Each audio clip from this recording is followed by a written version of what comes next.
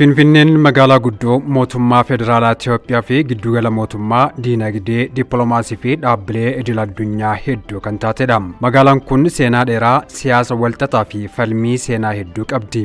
Uummanni Oromoo, mootummaan Itoophiyaa, qorattoonni seenaa fi paartileen siyaasaa garaagaraa seenaa Finfinnee irratti ilaalcha garaagaraa qabu.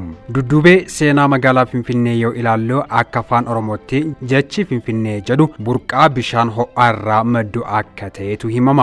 Naannoo har'a Finfinneen jirtu keessatti burqaawwan bishaan ho'aa hedduun waan turaniif maqaan kun moggaafamee jedhamee amanama. Qorattoonni hedduun akka ibsanitti burqaaleen bishaanii ammatti Filohaa jedhamanii waamamanii fi naannoon isaa duraan maqaa Finfinnee jedhuun moggaafamee waamamaa ture. Akkasumas Oromoon Tuulamaa jaarraa hedduu dura maqaa kana itti fayyadamaa turan. Maqaan kun afaan Oromoo erga mogga'ee booda dhalootaa dhalootaatti darbuun har'a gahee jira. Maqaan Finfinnee seenaa, hiikaa afaanii fi dhaloota bu'uura mataasaa qaba.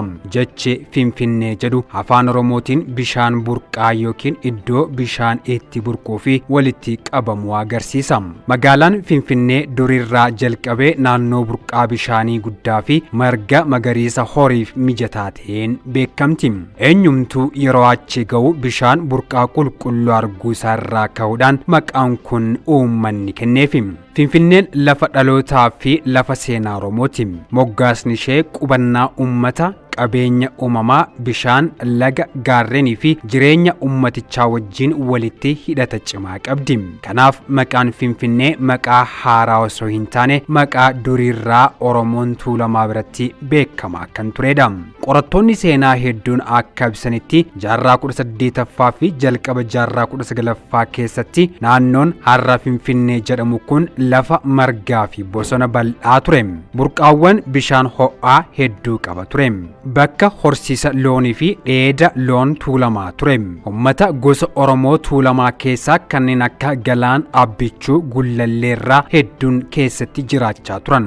Naannoon kun magaalaa guddoo ammayyaa hin turre. Garuu bakka jireenya qonnaa fi horsiisee bulaa Oromoo Tuulamaa ta'uun beekamaadha. Naannoo Finfinnee keessatti burqaaleen beekamoon kanneen akka hora yookiin burqaa Finfinnee fi burqaa Aqaaqii fi kanneen biroon isaan ijoo yoo ta'an, burqaaleen kunneen faayidaaleen isaan kennan keessaa tajaajila yaala aadaa kennuu, loon itti obaasuuf, bakka uummanni itti wal arguu fi faayidaalee biroo kan kennan turan. Finfinneen magaalaa guddoo mootummaa hin turre. Baadiyyaa bal'aa turte. Finfinneen manneen baadiyyaa Oromoo Tuulamaatiin guutamte turte. Finfinneen dhumarratti duula waraana babal'ifannaan Paayira Minilik lammaffaatiin harka Oromoo jalaa baatee gara teessoo mootummaa Habashaatti jijjiiramte. Xumura jaarraa 19ffaa keessa waraanni mootii Shawaa Minilik lammaffaa meeshaa ammayyaa Awurooppaa irraa argateen gargaaramee Tuulamaa qe'ee Finfinnee irraa buqqise. Finfinneen duraan handhuuraa fi jireenya gosoota Oromoo Tuulamaa kanneen akka Gullallee, Galaan, Eekkaa fi Abbichuu turte. Waraana kanaan gootonni Oromoo Gullallee fi kanneen biroo lolanii erga lolchiisanii booda dhabamanii jiru. Kuma dhibbaan kan lakkaa'aman qe'ee isaanii irraa buqqaanii gara kibbaa fi lixaatti godaanuuf dirqamanii jiru. Tulluu Daalattii kan yeroo ammaa Piyaasaa jedhamu bakka yaa'iin Gullallee fi tajaajilli sirni gadaa Tuulamaatti gaggeeffamaa ture yoo ta'u, haa ta'u malee sirna bulchiinsa bara sanaatiin barbadaa'uu danda'ee jira. Bara mootii Minilik lammaffaa dhuma jaarraa 19ffaa uummanni Oromoo Tuulamaa handhuura isaanii Finfinnee keessaa miidhaa qaqqabeen lafa aadaa fi birmadummaa isaanii dhabanii jiru. Oromoon Tuulamaa keessattuu gosoonni Gullallee, Eekkaa fi Abbichuun lafa jireenyaa fi qonna isaaniirraa humnaan buqqifamanii lafa dhabanii jiru. Maqaan seenaa fi seeraa Finfinnee jedhu haqamee maqaa haaraa Addis Ababaa jedhuun bakka bu'e. Horawwan bishaan ho'aa fi malkaawwan loon obaafachuu fi dhiqannaa tajaajilaa kan akka hora Finfinnee jalaa fudhatamanii jiru. Iddoowwan murtii seeraa fi kabaja sirna gadaa kan akka hora Finfinnee, Caffee Gullallee fi Tulluu Daalattii jalaa diigamanii jiru. Sirna ofiin buluu sirna gadaa uummataa diigame sirna bulchiinsa fiyudaalizimii alaatiin bakka bu'e. Mirga abbaa biyyummaa dhabame uummatichi lafa isaarratti qotee bulaa mirga hin qabne gabbaraa mootii akka ta'u taasifame. Weerara waraanaa fi buqqaatiin wal qabate loonii fi qabeenya jireenya qabeenya uummata Oromoo Tuulamaa jalaa saamamee hiyyummaaf saaxilaman. Afaan Oromoo tajaajila bulchiinsaa fi hawaasummaa keessaa dhiibame aadaan, ilaalchi fi amantaan haaraan akka irratti fe'amu ta'ee jira. Maatiin fi gosoonni walitti dhiyoo turan gara fageenya adda addaatti faca'anii qubsuma magaalaatiif jecha addaan bittinna'anii jiru. Walumaa galatti bara mootummaa Haile Sillaasee, Dargii fi bara mootummaa Dawaawii keessatti Oromoon Tuulamaa Finfinnee fi naannoo isaa turan mirgi lafaa, aadaa, afaanii fi siyaasa isaanii sarbamee jira. Lafti qonna isaanii mootummaa fi hojii misoomaatiin irraa fudhatamee jira. Mirgi abbaa qabeenyummaa lafaa laafaa ta'uun qonnaan bultoota hedduu miidhee jira. Afaan Oromoo mootummaa fi manneen barnootaa keessatti akka dhaabbatuu fi akka hin barsiifamnee fi akka hin guddanne taasifamee jira.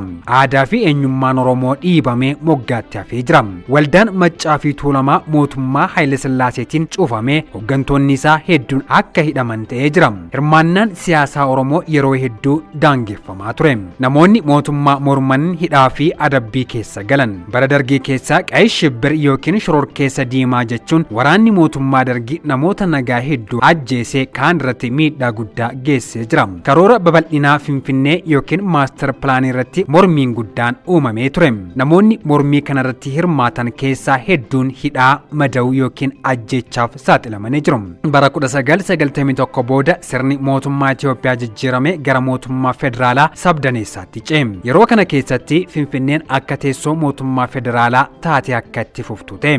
Yeroo wal fakkaatutti Oromiyaan ammoo mootummaa naannoo taate. Bara kana keessa dhimmi Finfinnee seenaa, bulchiinsa, misooma lafaa fi eenyummaa irratti falmii guddaa keessatti seenuun itti fufe. Hariiroon Oromiyaa fi Finfinnee dhimma seeraa fi siyaasaa ta'e. Kunis sababbii teessoo mootummaa federaalaa ta'uu, dachiin Finfinnee Oromiyaa ta'uu, uummanni naannoo Finfinnee Oromoo ta'uu irraa ka'uun marii fi mormii guddaa kaasuu eegale. Heerri mootummaa bara 1994 tumaa addaa Finfinnee irratti kaa'een Finfinneen mootummaa federaalaa jalatti akka hoogganamtu, mootummaan Oromiyaa faayidaa addaa Finfinnee irratti akka qabaatu tumee raggaasise. Kaayyoon tumaa kanaas walitti dhufeenya Oromiyaa fi Finfinnee sirreessuu, mirga hawaasa Oromoo naannoo Finfinnee eeguu, misooma qindaa'ee uumuu fi akka ta'e kan raggaasifamedha. Haa ta'u malee hiiknii fi hojiin irra oolmaan seeraa irratti falmii guddaa kaasisuun itti fufee jira. Kana malees seerri bal'inaan faayidaa addaa kan hiikuu fi barbaachisu waggoota dheeraaf guutumatti hin baane jechuun qorattoonni seeraa hedduun ibsu. Yeroo mootummaa Adwaayii keessatti Finfinneen saffisaan guddachuun uummata dabalataa simatte. Naannolee duraan baadiyyaa turan gara magaalaatti jijjiiraman. Ijaarsi mootummaa fi dhaabbilee dhuunfaa babal'achaa dhufan. Babal'inni kun carraa kanneen akka hojii daldalaa, tajaajila mana jireenyaa saffisaan akka dabalu taasisee jira. Garuu qormaata kanneen akka lafa qonnaan bulaa seera maleen saamuu, qotee bulaa qe'ee isaarraa buqqisuu, akkasumas qonnaan bultoota irratti reebicha, hidhaa fi dhiibbaa geessisuun itti fufe. Mormii siyaasaa keessatti dhimmi guddaan ka'aa ture keessaa tokko sagantaa babal'ina Finfinnee ture. Dhimma kanarratti namoonni ilaalcha adda addaa qabu ture. Yaadonni gama mootummaa yeroo sanaa babal'inni magaalaa misoomaaf barbaachisaadha, hojii fi dinagdee uumaa, bulchiinsa magaalaa fooyyeessaa jedhanii amanuu ture. Ilaalcha mormitootaa fi qaamolee hawaasa Oromoo keessaa immoo lafti Oromiyaa naannoo Finfinnee jiru irratti dhiibbaa uumaa, qonnaan bultoonni mirga isaanii dhabaa jiru akkasumas dhabuu danda'u, murtiin hawaasa naannoo hirmaachisuun kennamuu qaba, Finfinneen Oromiyaa jala galuu qabdii fi kanneen biroo ture.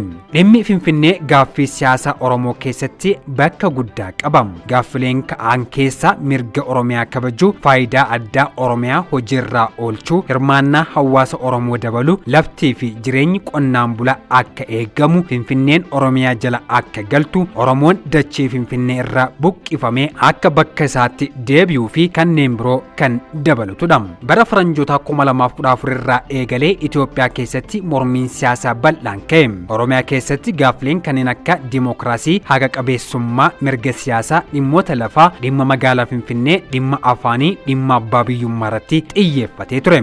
Gaaffilee bara sana keessa ka'aa turan keessaa dhimmi Finfinnee isa tokko ture. Mormiin kun jijjiirama siyaasaa guddaa bara faranjoota 2018 fide keessaa tokko ta'ee ilaalama. Bara faranjoota 2018 booda haalli siyaasaa Itoophiyaa jijjiirame. Paartileen siyaasaa haaraan socho'an kanneen ala jiran biyya galan. Mariin mootummaa fi hawaasaa waa'ee Finfinnee itti fufe. Dhimmoonni akka bulchiinsa magaalaa, mirga naannoo Oromiyaa, misoomaa fi guddina, hariiroo Oromiyaa fi federaalaa yoo ta'u ammalleen marii keessa jiru. Yeroo ammaa magaalaan Finfinnee magaalaa guddoo Itoophiyaa teessoo dippiloomaatotaa fi teessoo gamtaa Afrikaa taatee jirti. Haa ta'u malee gaaffiin magaalaa Finfinnee hundee heeraa fi seera wabeeffachuun deebiin itti kennamee hin jiru. Sababa kanaan koomishiniin marii biyyoolessa Itoophiyaa ajandaalee marii isaa keessaa dhimma magaalaa Finfinnee isa tokko taasifatee jira. Koomishiniin marii biyyoolessa Itoophiyaa marii dhimmoota waloo biyya keessaa furuuf hundeeffamee yeroo ammaa kanatti ajandaalee 8 irratti mari'achaa kan jiru yoo ta'u dhimmoonni magaalaa Finfinnee fi Direedawaa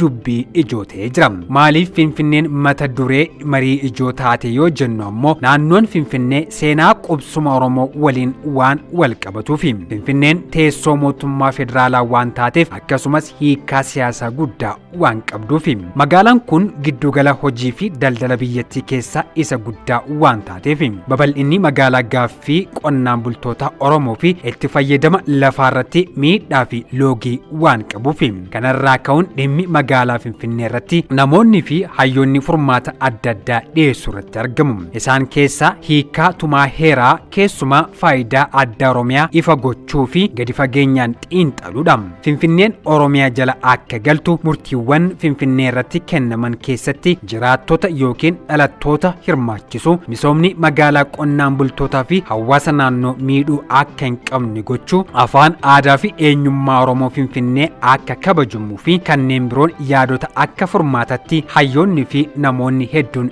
kaasaa jiranidha. Dhimmi Finfinnee dhimma eenyummaa fi seenaa uummata Oromooti. Magaalaan kun handhuura Oromiyaa keessatti kan argamtu waan taateef heera mootummaa keewwata 49 irratti hundaa'ee faayidaan addaa Oromiyaa magaalattii irraa argachuu qabdu kan akka afaanii fi qabeenyaa akkasumas abbummaan dachee ishee seeraan mirkanaa'uu qaba. Mootummaan yeroo ammaa dhimmoota falmisiisotaan dhimma Finfinnee dabalatee karaa marii biyyoolessaa fi marabbaa seeraa furuuf tattaafachaa jira. Murtoon dhimma nagaa waaraa fiduu kan danda'u mirga seenaa fi dachee uummata Oromoo osoo hin miidhin fedhii hawaasa diinagdee jiraattota magaalattis giddugaleessa kan godhateen ta'uu akka qabu hayyoonni kan himan. Dhimmi magaalaa Finfinnee kanaan wal qabatee koomishiniin marii biyyaalessaa Itoophiyaa ajandaa irratti marii gaggeessaa jira. Marii gaggeessaa jiruun koomishiniin marii biyyaalessaa Itoophiyaa murtoo dabarsee yookiin ammoo waan irra gahee hin qabu.